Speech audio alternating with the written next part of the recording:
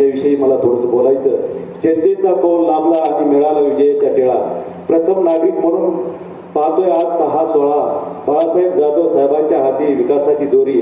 आनंद दाटला आज धारूच्या प्रत्येक घरोघरी, कारण प्रत्येक जण तुमची आनंद दाखला घरोघरी. धन्यवाद. सरपंच दिनानिमित्त या कार्यक्रमास उपस्थित आपले लाडके आमदार आदरणीय प्रकाशदादा, आमचे मित्र अनिल भाऊ, तसंच पत्रकार मंडळी आणि आमचे सोबती नगरसेवक आजी माजी आणि आदरणीय स्टेजवरील निमंत्रित मंडळी आणि मित्रांनो, खरं पाहता या दर्पण दिनानिमित्त आता आमचे अनिल भाऊ बोलले की दर्पण दिनानिमित्त सगळ्यांना बोलून निवडून आले. दादा असो आम्ही असो, दर्पण दिन काय असतं, कसं असतं हे पण लोकांना कळलं पाहिजे, नागरिकांना कळलं पाहिजे, निवडून आलेल्या अध्यक्षांना कळलं पाहिजे, जनतेला पण समजलं पाहिजे. कसं मित्रांनो, खरं तर जांभेकर साहेबांनी 1832ला पहिलं आपला पेपर काढला आपल्या भाषेत बोलायचं, आणि तिथून 47 पर्यंत तो पेपर आपल्या भारतामध्ये इंग्रजाच्या विरोधात चालवला. जनतेपर्यंत कसं जाईल, आपले म्हणणं सगळ्या जनतेचे कसे मांडता येतील, कसे छापता येतील, या सगळ्या गोष्टीचा विचार करून त्यावेळेस स्थापना झालेली. आजपर्यंत त्याचा तुम्ही जे म्हणले मग रामभाऊ की आपले 5,000 लोकमत पेपर विकतात किंवा कोणत्या पार्श्वभूमीवर विकतात, असे हे आज काय झालंय, सोशल मीडियावर जे काही होतंय किंवा जे आपले पत्रक आहेत प्रत्यक्ष नागरिकापर्यंत जाण्याचा विषय नाही. त्या पत्रकामध्ये तुम्ही छापलेल्या बातम्या, तुम्ही टाकलेल्या विकासात्मक बातम्या, आता मोरेंना मी तेच बोललो की त्याच्यातून ज्या बातम्या काय येतात ते आपल्याला फोनवर बघता येतात, व्हॉट्सअपवर बघता येतात, ऐकता येतात, सगळं करतात.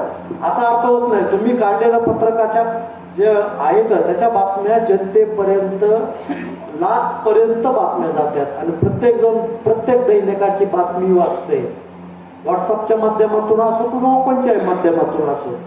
त्याच्यामुळं तुमचं महत्व आहे त्याच्यापेक्षा कितीतरी पटीनं वाढलेलं आहे आणि त्याच्याकडं लक्ष. मी आता काय बोललो मोरे साहेब, तुम्ही टाकलेली एक आपल्या कचराकुंडीचं नगरपालिकेत लक्ष नाही अशी एक बातमी टाकली होती.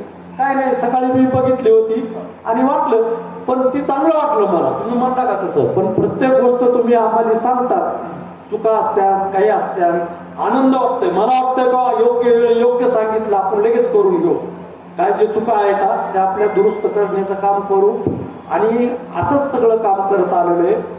निवडून आल्यापासून तुम्हाला सांगतो, दोन्ही फिल्टर असो, इकडं हे असो पाणी पुरवठा, तिथं सगळं अपडेट घेतले, त्यांच्यासोबत भेटलो, पाणी का कमी येत आहे बघितलं, काय प्रॉब्लेम आहेत बघितलं, काय नाही त्याच्याकडे लक्ष नव्हतं. एक कारण असायचं लाईट गेली म्हणून, मोठी तशाच चांगल्या असल्या तरी जळाल्याच म्हणून सांगत राहायचे पहिले. आणि काम न करण्याची सगळ्या कर्मचाऱ्यांना यांना त्यांना सवय लागून गेलेली होती, त्याच्यामुळे पाणी वेळेवर येत नव्हतं. हे सगळं अपडेट केलं, सगळे जिथले तिथं जागेवर केले, राईट बसविले, ड्युट्या पूर्ण करावं लागतात म्हणलं, 8 तास तुमच्या ड्युट्या आहेत ते, आणि सगळं नीटनेटकं स्वच्छता करायला लावली, फिल्टर धुवायला लावले, सगळं नीटनेटकं केलं आणि पाणी सुरळीत करून लाईट कनेक्शन हे सगळं व्यवस्थित केलं आणि सुरळीत पाणी झालं. साधा प्रश्न होता, त्यासाठी गाव वेटीस होतं. आतापर्यंत पाणी प्यायला भेटत नव्हतं. आता पहिलं 20 दिवस महिनाभर येत नव्हतं, आता 4 दिवसाला 5 दिवसाला पाणी यायला लागले. दादा म्हणते तसं 2 दिवसाला पाणी यायला अजून 2-3 महिने लागते ना. 3 महिन्यामध्ये सगळं काम होईल आणि 1 दिवस आड करून किंवा दररोज पाणी सोडण्यासाठी आम्ही प्रयत्न करू.